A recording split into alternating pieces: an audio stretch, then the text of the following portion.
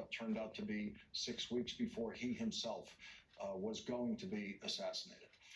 And that question of why do we allow this gun violence? And Bobby Kennedy was complaining. He was complaining about gun laws in 1968. And here you have Senator Chris Murphy complaining about the same thing tonight. President Biden complaining about the same thing tonight. It is unclear in whose lifetime this work is going to get done, if it's going to get done. It's going to be ours, Lawrence. It's going to happen. We have to make it happen. We have no other option. Whether it's in Congress or in these states, every American that is watching this right now, regardless of what happens in Congress, if you care about this issue, if you are a mom, dad, brother, sister, if you are a human being that cares about this issue, I don't need you going out there every single day and talking about this issue. You don't have to go out there and talk every single waking moment thinking about gun violence. All we need to do is what the NRA has done brilliantly for decades to bring us here. It's not even just from funding these politicians. Frankly, it's because they show up in these state legislatures. They show up with a group of several dozen people that are very effective at pressuring these state legislatures into acting. We can do that. If we had several hundred or just 1,000 people show up every year at each state legislature and say, we want to figure out how we can pass pro-gun violence prevention legislation that isn't just laws, because laws alone are not going to solve this, and I will fully admit that. We have to address why somebody feels the need to pick up a gun in the first place, and the fact that 2/3 of gun deaths are suicides.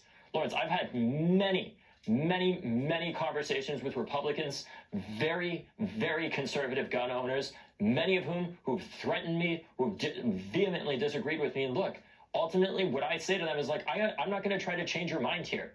But I think what I want to highlight is that we do agree. We need to end gun violence. So let's stop debating this issue and let's start talking about what we can agree on.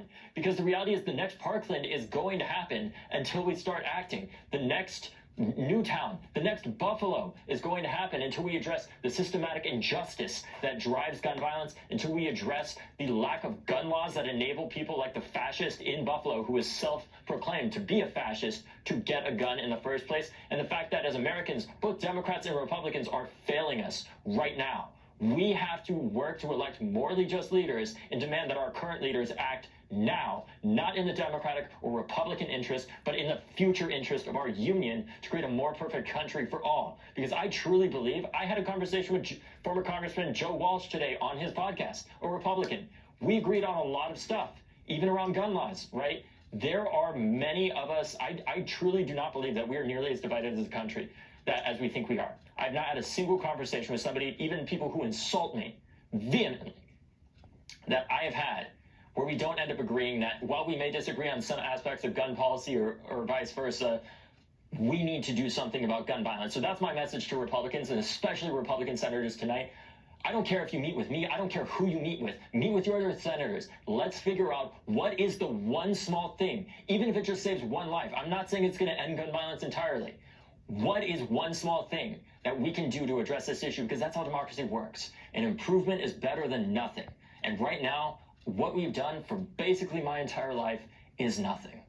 And until we work towards finding that one thing that we can work on together, again, not as Democrats or Republicans, but as human beings that care about the future of our union, that care about the future of our republic, this is going to continue happening. And I believe that we can address it, but we must come together and stop focusing on just blaming each other and focus on what can we do now? What can we do now to address this? That's what I care about. David Hogg, thank you very much for joining us again tonight. We always appreciate it. Thank you, Lawrence. Thank you. And joining us now from